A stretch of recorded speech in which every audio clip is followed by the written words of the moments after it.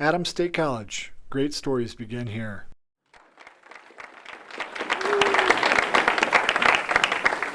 So I don't have to announce any upcoming talks. Hopefully we will be starting up again in the fall. Stay tuned for that. But without further ado, I'll introduce Dr. Tony Weathers from math, talking about chaos, fractals, and unpredictability.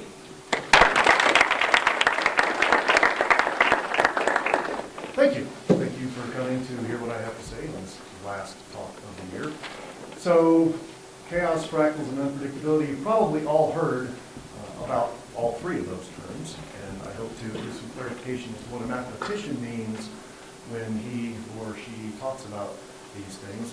So perhaps we should start with a definition of what chaos is, but there isn't one. And that's somewhat embarrassing to a mathematician.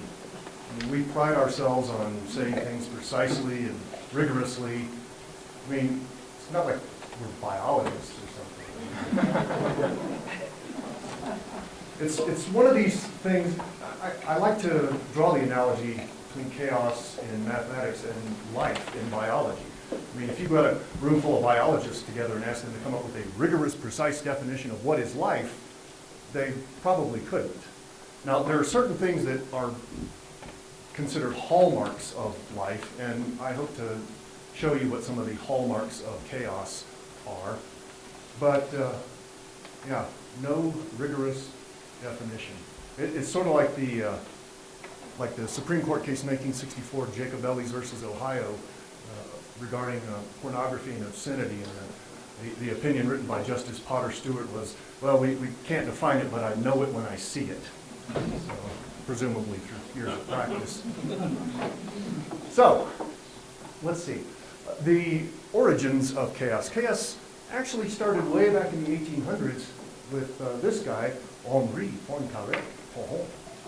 That's fun to say. He was quite a guy. He, as you see, was the only member of the Paris, French Academy of Science who was elected to all five branches, all five sections. And it was while studying the three-body problem in the 1880s that he discovered the principle that would go on to be recognized as the core principle of chaos.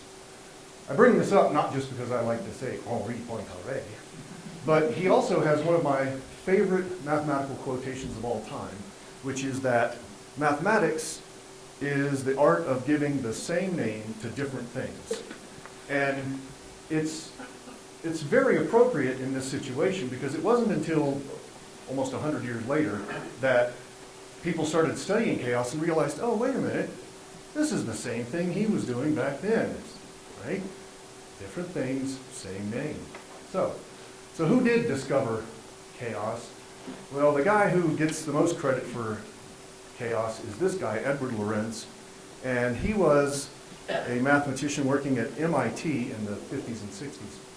And he was doing computer simulations of weather, and he found that when he did different runs of his model with the same initial data, he got different results. Well, I should say it wasn't quite the same initial data. So what he had done was he had run these computer simulations and saw some interesting long-term behavior that he wanted to study further, but he didn't want to start his simulations over at the beginning to let them run all this way. So he would just grab printouts of the data from somewhere in the middle and put that in and see what happened. I mean, he didn't really, he had to save time here. MIT had state-of-the-art computers in 1961, but it was 1961, so computing power state-of-the-art was slightly faster than a trained monkey with an abacus, right? So he went, grabbed his printouts and typed in some data, and on the printouts he saw the number 0.506, and he typed that in and let it go. Well, the problem was that wasn't really the number that the computer had in mind. The computer knew 0.506127, and to save space on the printouts, they only printed 3 decimal places. So he wasn't really putting in the same data.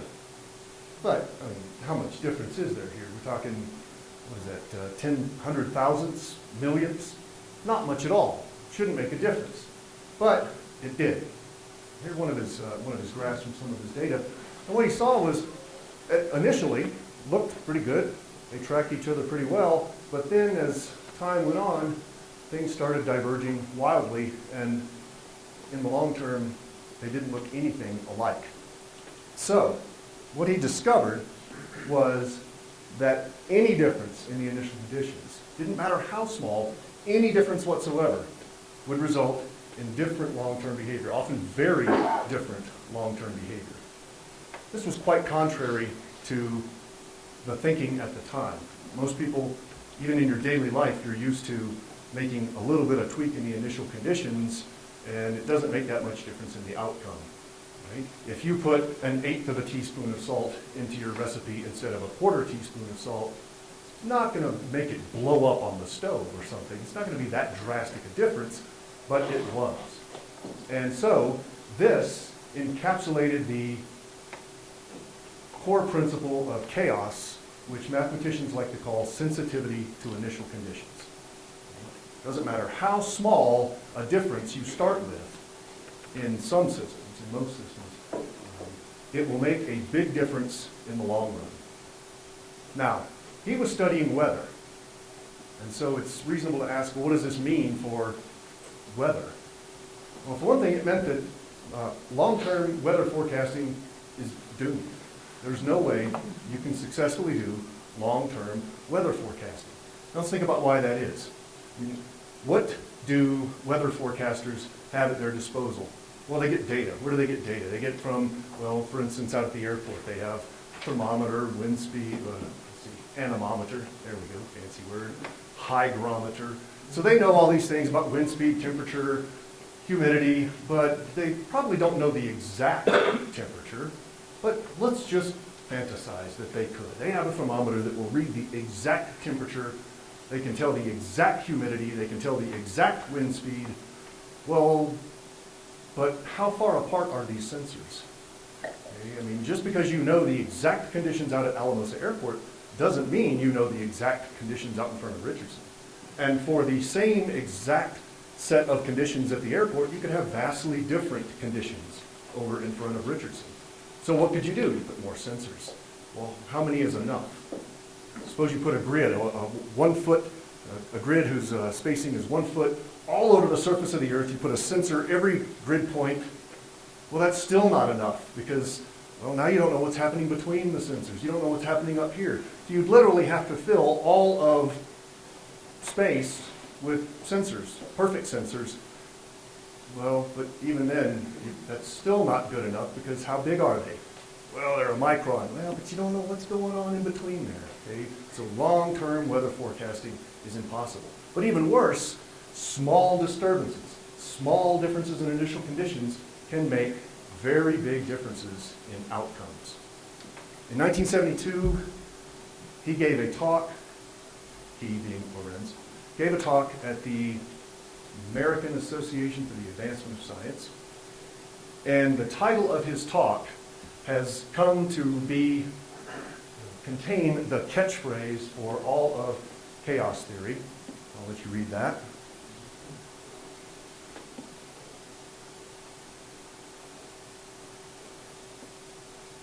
Because if no difference in initial conditions is too small, well, a butterfly flapping its wings makes a little disturbance in the air.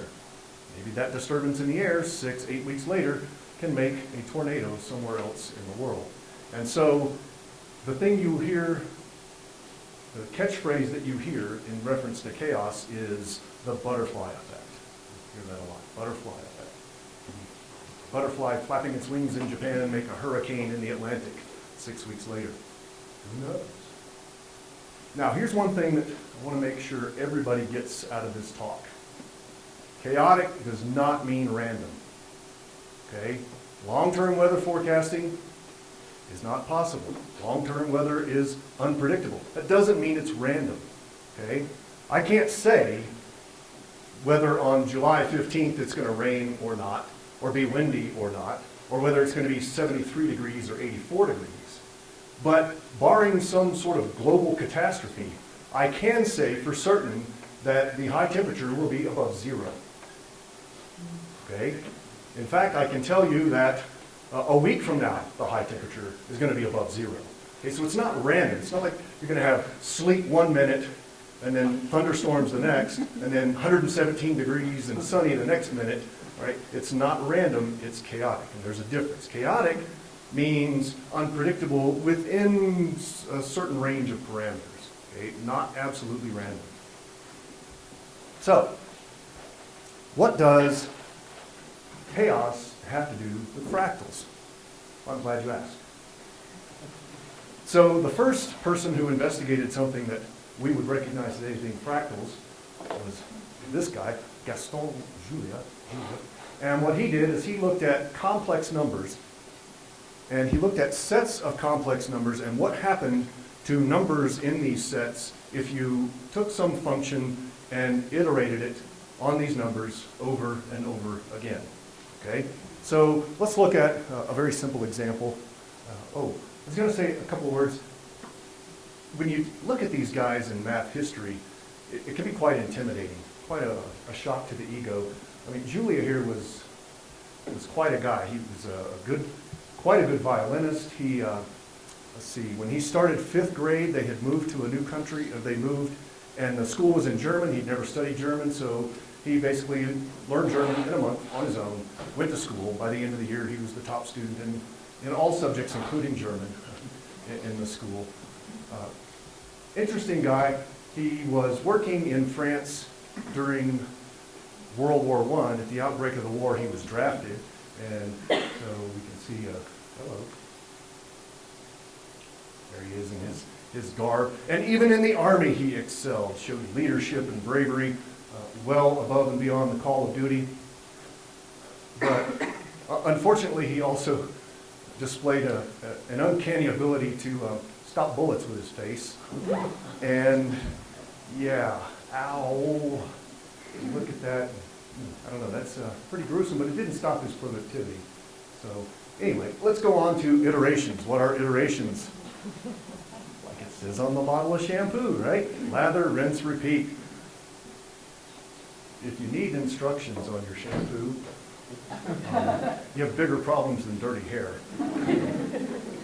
Of course, the other problem, and the computer folks in the audience would appreciate this, you get stuck in an infinite loop in your shower. Just lather, rinse, repeat, lather, rinse, repeat. You never get out of the shower. Well, I guess that sort of implies that computer programmers take showers. But anyway, so let's imagine an iterative sequence. We're going to take a number, x. Say, for instance, we'll start with 2. X sub 0, x naught equals 2. And from then on, we're going to find the next number in the sequence, in this case, simply by squaring its predecessor. So you start with 2, square that, you get 4, 16, 256, okay, etc. Okay, so that would be an iteration. On the other hand, you start with something like, say, a third.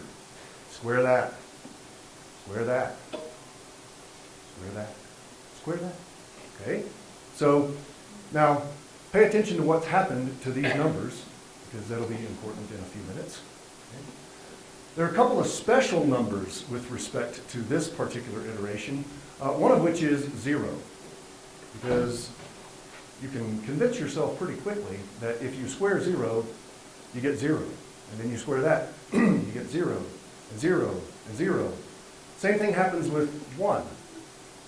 Take 1, square it. You get 0, or 1. Ah, right. 1, 1, all the way down the line. Now you'll notice I didn't really say anything about negative numbers. There's really no reason to talk about negative numbers in terms of this thing, because as soon as you square it the first time, you're dealing with positive numbers. So, but let's look at what happened. What we saw is that when x naught was 0, well, of course, it stayed at 0 the entire time. If it was between 0 and 1, the example was a third, then the more you square it, the smaller and smaller it gets. And so any number between 0 and 1, including 0, has the property that in this iteration, the limit is 0. Okay? And then there's that special guy, 1, and he just stays at 1 forever. And if you take a number larger than 1, then you find that as you iterate the thing over and over again, it gets bigger and bigger and bigger without bound. So what I could do is I could draw a picture on the number line, and I could draw in one color all the numbers that don't blow up to infinity under this iteration, and then a different color for the ones that do. And what you would see is a picture something like this. Okay? All the numbers in here between 0 and 1 either stay put, that's what 0 and 1 do, or they go down to 0, but they stay bounded, they don't blow up. Anything larger than 1, if I iterate this over and over and over again, it blows up, goes off to infinity. Okay? And so this, well, there's sort of a picture like these fractals that we're going to look at. Right? So what Julia did was, well, he worked with complex numbers. Because remember what I said here about if you square a negative number, now you're off into the positives and you're there forever? Well, real numbers aren't that interesting in these sort of iterations. So he looked at complex numbers. So what are complex numbers? Complex numbers look like this: a plus bi. A and b are real numbers, and I is this special imaginary unit. Okay? It has the property that it squares to be minus 1, or if you like, you can think of it as the square root of minus 1. It's an unfortunate consequence of the nomenclature that people think, oh, imaginary, it's just this thing out there. There's really no such thing as imaginary numbers. Well, okay, then what is 2? I mean, all numbers can be thought of as imaginary. I mean, what's a 3? What's minus 7? Okay, so it's as valid a number as any other number is. And it has some really interesting properties, not the least of which is this fact that when you square I, you get minus 1. So complex numbers, we generally try to think about those as points in the complex plane. So we identify a complex number a plus bi with the point in the plane a comma b. So for instance, the complex number 4 plus 2i, I would think of that as the point 4 comma 2 in the complex plane. The difference between the complex plane and the real plane, of course, being the fact that this isn't just y, it's I times y. All right?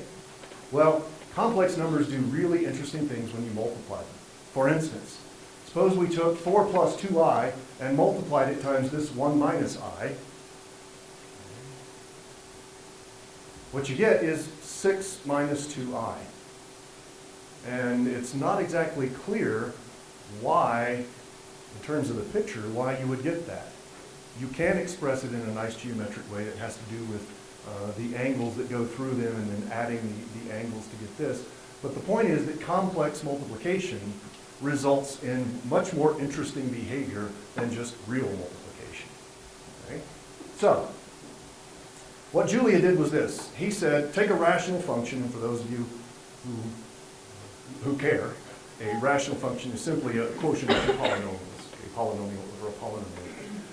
And he looked at this set that he called J of f, the Julia set. I doubt he called it that, but subsequent people have.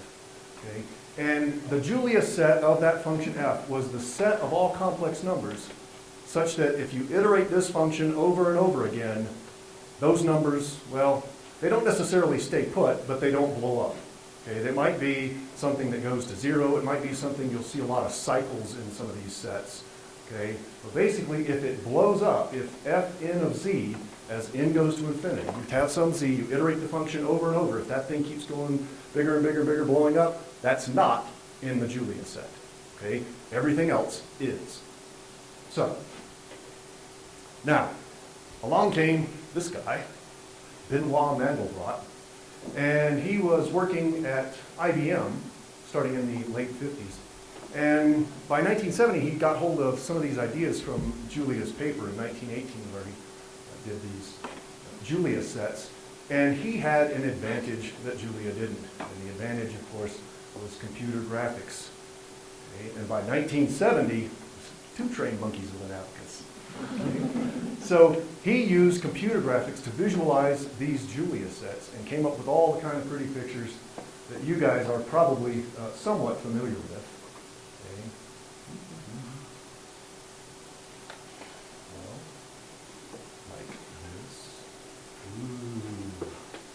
And this, and this. So But he is most known, of course, for one specific set that he worked with, which has been dubbed the Mandelbrot set. The Mandelbrot set took a very specific function, this one right here. Take a complex number, z, okay, and then you take some other complex number, some constant called c, often hear this referred to as the seed of this function. And you take the number z, you square it, and you add c. Square it, add c. Square it, add c. And that leads you to an iterative sequence like this. Okay, so pick some z, call it z naught, and then you do this. Now the thing about the Mandelbrot set is he picks it in a very specific fashion. Okay? His first element of his iterative sequence is the number c itself. Okay? So take c, square it, add it to itself, square that, add the c, square that, add the c, square that, add the c. Okay? What happens? Well, what happens is you find that, and the coordinate axes are not on here, but the coordinate axes go basically right through there and right up through there. The white designates the points that are in the Mandelbrot set.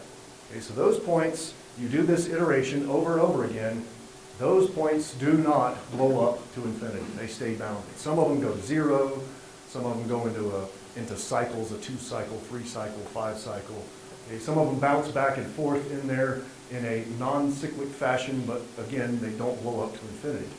The ones that are in color do blow up to infinity, and they are colored by how rapidly they blow up to infinity. Okay, so these guys blow up much faster than these do, and these do, and these do. And then things get a little hard to tell what's going on here. Okay? Here's another representation that shows some zooms in on the various parts of the Mandelbrot set. And speaking of zooms in the Mandelbrot set, let me pull something up here to show you.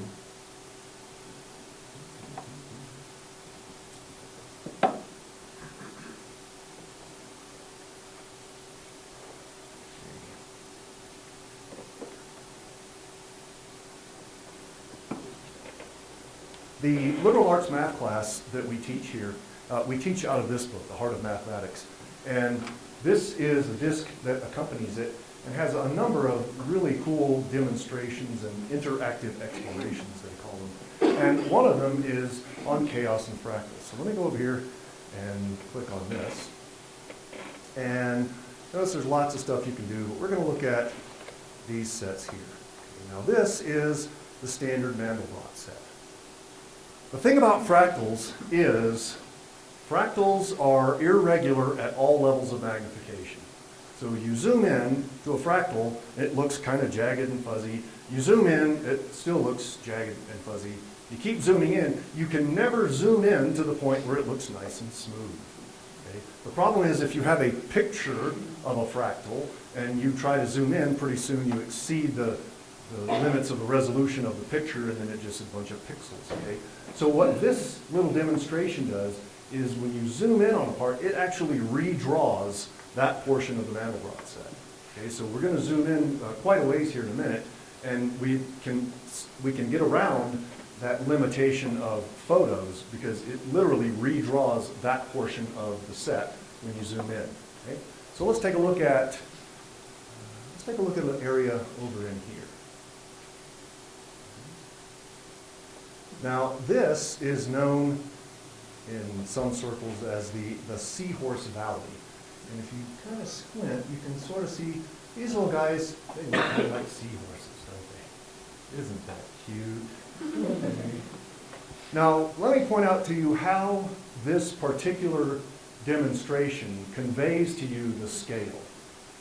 When I zoom in, each time I zoom in, the assumption will be that the thing we're looking at is 9 square inches. Okay, so when I just zoomed in, a little piece I zoomed in on, if that was 9 square inches, then the original figure must have been 506 square inches. Okay, so what's going to happen is this number is going to get bigger as I zoom in, as opposed to telling you how small your viewing window gets. Okay, your viewing window stays fixed, and then the original thing we imagine is getting bigger. So let's take a look at some of these little seahorse guys in here. Now, that's a little more obvious, isn't it? And you can see that it's very jagged. You're never going to get to smooth. And now look, now I'm looking at 9 square inches out of an original picture that was 95 square feet. Okay. How about, let's go maybe there. Hey, cool stuff. Hey, now the original must have been 2,789 square feet. And look, it still looks the same. I mean, the same in the sense that it's not smoothing out. And you can keep going in. Keep going in. And if you didn't know what level of zoom you were at, there's no way you could tell. Because the features, there's no sort of periodic repetition, but it still keeps kind of looking the same. Okay, now look, now we're looking at 9 square inches of 26,000 square miles. Okay, and look, it looks sort of like it did to begin with. You keep seeing the same sorts of patterns over and over. It never gets smooth. Okay, zoom in there, zoom in over here. Okay. Now look, we're up to something like 15 billion square miles. Okay, so we're looking at a 9 square inch piece of a figure that would, I guess that would easily cover the entire orbit of the Earth, right? Probably even more. Okay, so we're looking at just a teeny slice of this huge thing, and it never gets any smoother. What does this have to do with chaos? Well, remember, chaos, sensitivity to initial conditions. If you make just a little teeny bit of change in your initial condition, something drastic happens in the long term. Now, I don't have the coordinate axes superimposed on this, but I will tell you that the original picture, that Mandelbrot set, lives in -2 to 2 by -2 to 2 on the coordinate axes. So it's a 4x4 box. Okay? Now, blow that 4x4 box up to 15 billion square miles, and how close do you think these 2 points are? Not very. Hmm? Not very. Not very? Well, now remember, the original thing was huge, and I've zoomed in down to that little teeny spot. Very, very close. Yeah, if I could locate the coordinates of these 2 points, they would probably differ, I don't know, 14th decimal place. But look, one of them stays in the Mandelbrot set, or one of them stays close to the origin, right? Because it's black, it's in the Mandelbrot set. The other one blows up. And so that teeny little bit of difference in where you start makes the difference in staying put or blowing up to infinity. That's the connection between chaos and these fractals. That this represents infinite complexity. You can never get to a point where you say, all right, everything here blows up. Everything over here doesn't. Well, no, you can zoom in and be teeny tiny close. It's interesting to try to break this demonstration. I told you it redraws it and allows us to keep going. It doesn't go forever, but look at that. Look at this number. How many square miles is that? I don't know. But what happens eventually is the image does get pixelated. And the only thing I can guess there is that it is exceeding the precision capability of the processor to tell those points apart. So, wow. Somebody count that up. No, I'm just kidding. So, fractals, everybody likes cool fractals. Show you something else. This is the song and dance portion of the show. How many of you have heard of Jonathan Colton? Okay, take a look around, folks. Notice it's the computer nerds again. Okay. Jonathan Colton was a software engineer who basically got wealthy enough that he could quit his job and start writing and recording songs. And he did this project called Thing a Week, where he wrote and recorded a new song every week, once a week for an entire year. And they were on all sorts of topics. The most notable probably are his slow ballad rendition of Baby Got Back, which was kind of interesting. He did one called Code Monkey, which appeals to the computer guys because that's about his life as a computer programmer. Well, he also wrote a song about the Mandelbrot set, which I'm going to play for you here in a moment. Now, he just wrote and recorded these songs, but he's gotten such a big fan base now that his fans have put some of his songs to music. And so what I'm about to show you is some Jonathan Colton fan took a rendering of the Mandelbrot set and set to music zooms into the Mandelbrot set. So it's Jonathan Colton's song, and then somebody made this thing where it's zooming into various parts of the Mandelbrot set. And it's rather entertaining. I'm going to tell you two things. One is there are some hiccups in the audio. Okay? Those aren't mine. I worked and finally figured out that they were in the source file. It seems to me, and I don't know if this is the case, it seems to me like the little hiccups in the audio accompany the places where the graphics get really intense. And so I'm guessing that the person who encoded this, that their processor had problems at this point. Okay, so I apologize for that. The second thing I have to tell you is that if you have delicate sensibilities, there's some language in the song that might offend you, and if that is the case, then you should perhaps close your ears or leave. Again, it's not my fault, it's Jonathan Colton, but I wouldn't pretend to be offended by it myself, because I'm not. I think it's funny. But I wouldn't want to destroy the artistic integrity of his work by attempting to censor it. So, let's see. Everybody see that? Yep. There's no one prone to seizures in here, is there? With flashing. Right, okay.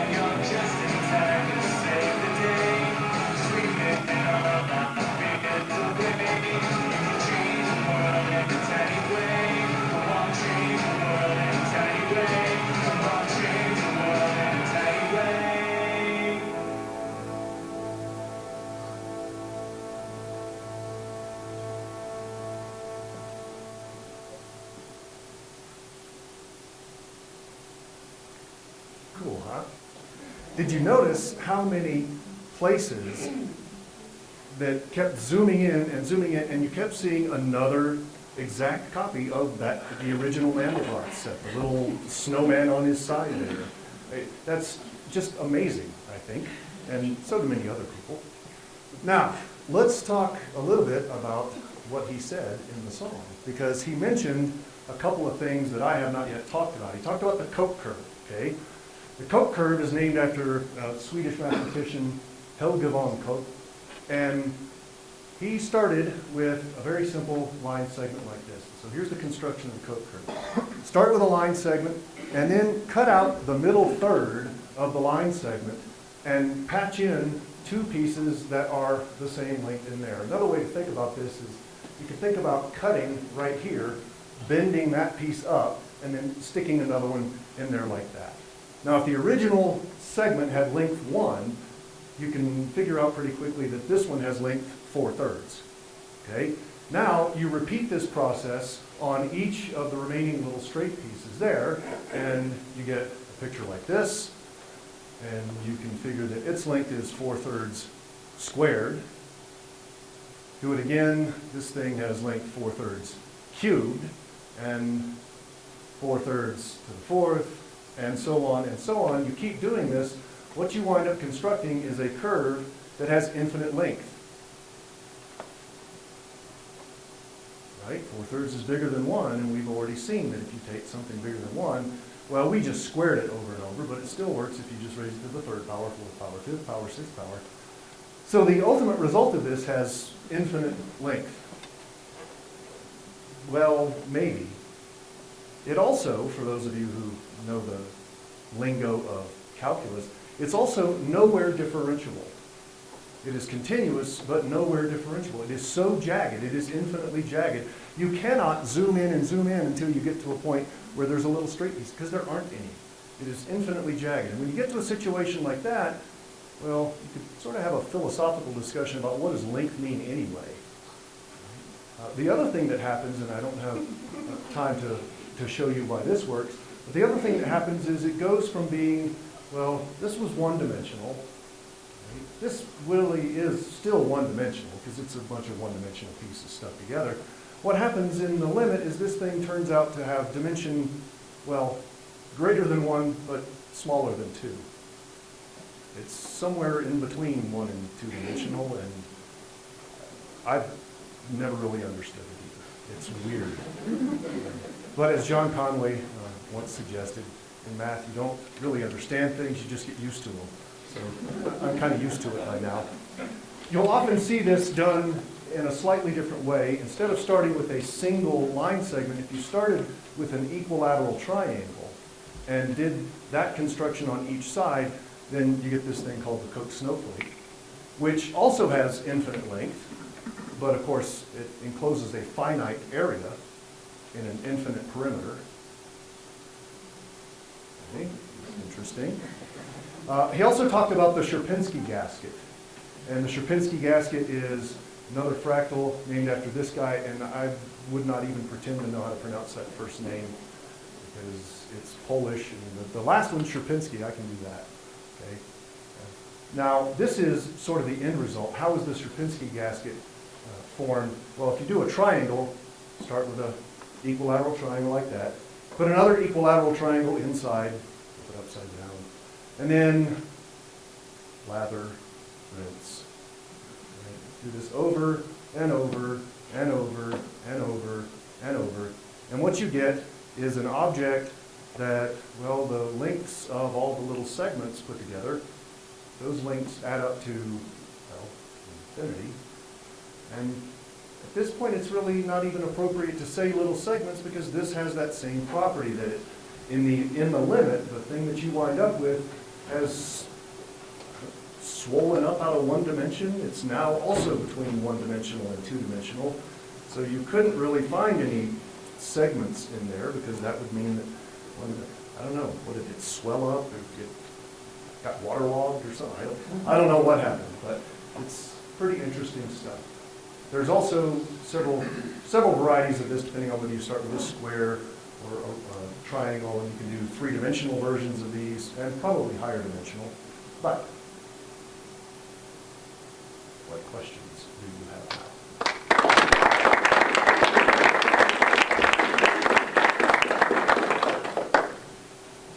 Any questions? Yes? You used the word intense a few times. Is that a technical term? No, but I'll make it one if you like. Sure. How would you define it? How would you like to define it? Where there's more density of patterns, there's more space, or? Well, I was using it sort of at eyeballing the picture, a pretty picture. The thing about the sets there, the Mandelbrot set, is you couldn't really say that any portion of it was any more intense than another, because there's this infinite complexity. You can't get to a point where, oh, okay, now we've got big polka dots and everything's, it's always got these little jagged pieces in there. But just from a visual standpoint, as far as rendering the graphics, I think that more, let's see, I'll have to write down a rigorous definition of that. But it would have something to do with the number of pixels of different colors located in a certain area, I think, is what I've come up with. Yes? You mentioned that Mandelbrot used a computer graphics program to generate those images. Do you know what that was? And if it's, obviously it's changed now in this time, and what we use now to do that? Actually, from what I understand, he had to write that himself. Okay. Because the computer graphics in the day, 1970, were it's kind of like the old green screen monitors, if any of you are old enough to remember those. So he had to write the program, not only that would render the Mandelbrot set, but he had to write the program that would draw a picture of it on the screen. Mm-hmm. And so that's all I know about that. Yeah. I read somewhere that Mandelbrot originally started his work at some French university and quit because they were too constrictive in their thinking there. Yes. Well, you may have heard the line in the song, his disdain for pure mathematics. He didn't really care for pure math, wanted to do applied stuff. And again, from what I understand, that was not the direction that his employer wanted him to go in France. And so he came back to the United States in maybe 1958, I think is when he got his job with IBM, working in one of their research facilities in New York, specifically doing stuff with computers and modeling. Does that answer your question? Yeah, oh yeah. I've never reading something about it, never read much more about it. Okay. So are there any other practical applications of the Julius set besides, or Julius work besides the Mandelbrot set? Well, And elsewhere? my understanding is that these sets can be used to generate pseudo-random numbers. Does that sound right? Any of the computer folks? It can be used for like cryptography applications for generating sequences of random numbers, because there's no way to tell whether a particular point is going to be in the Mandelbrot set. So even I would guess if your algorithm for picking points is not random, whether those points are in the Mandelbrot set or not would be effectively a random sequence. But other than that, no. Yes? The unfolding of it seems to be almost like a mandala. Like a what? A mandala. Mandala. I don't guess I know what that is. Just patterns, and things like that, to meditate, flowers, those are mandalas, that's Okay. I don't know anything enough about that to be able to say. Well, but just the perpetual unfolding is part of the idea of mandala, which is an ancient Eastern Indian, is this symbol, which is kind of like a flower of perpetual unfolding, which generates perpetual energy. So it occurred to me that the ancients might have been onto something in terms of some kind of esoteric understanding of this, kind of like the flaws in the foundation of some alternate reality. That's possible. You said that a definition of chaos was the sensitivity to initial conditions, or a way to describe chaos was the sensitivity to initial conditions. That's one of the recognizable hallmarks of a chaotic system. So in studying chemistry and kinetics, we say that there's a rate law that describes how a reaction takes place, and there's a sensitivity to the initial conditions. And it depends upon the concentrations to some power. Right?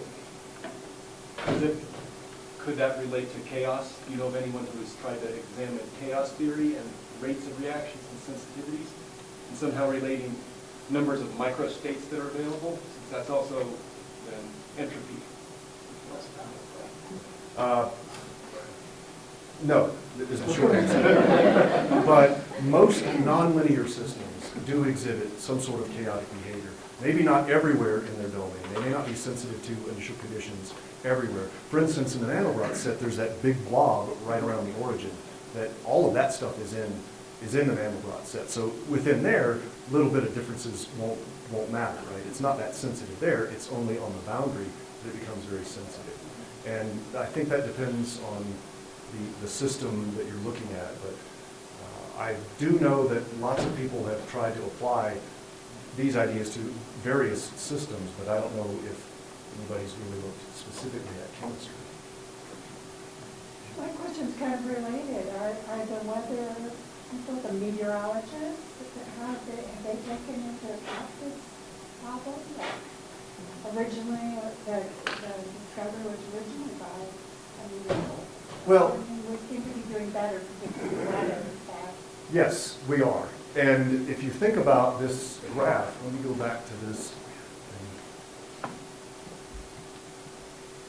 graph of data that Lorenz came up with. I mean, you can see that in the short term, you could probably get a pretty good forecast. And so as the models have gotten better, and as the data, as we've gotten more weather stations with better equipment, then forecasting has gotten better out to 2 or 3 days, or I don't know, 5 days maybe. But there is a limit. But the limit would be dependent on, well, first off, what do you consider a good forecast? And if it says high of 70 and it's 78, is that a good forecast? So depending on that and the initial data, then I think we're pushing the envelope a little bit farther. But there is a limit. We'll never be able to do a forecast 2 years ahead of time. It can't happen. There's too much that could happen. I mean, you have one of these prairie fires out here like we had just the other day. Now that makes a big difference, because now you've dumped a whole bunch of heat energy into the atmosphere. That's going to make a tremendous difference. And so in the long term, it's not possible. But we are getting better, I think. And it also varies by region, because I think that in places where, like in the eastern seaboard, you have lots of little airports, lots of weather sensing stations. They have a very dense set of data for that. But out here in the valley, in Nebraska, an airport there, and then 75 miles away, another one, and there's just this big data blank. That's what I'm looking for. This data void. You don't know what's going on there. So, yes, Steve. Without defining any of my terms, is the boundary of the Mandelbrot set measurable?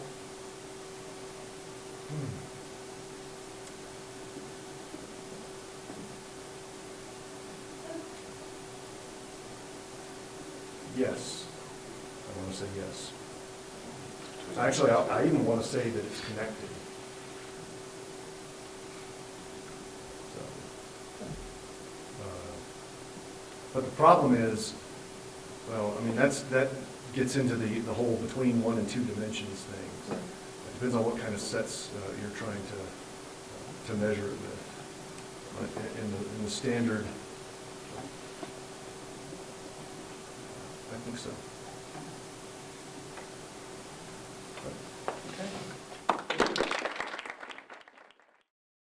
Adams State College. Great stories begin here.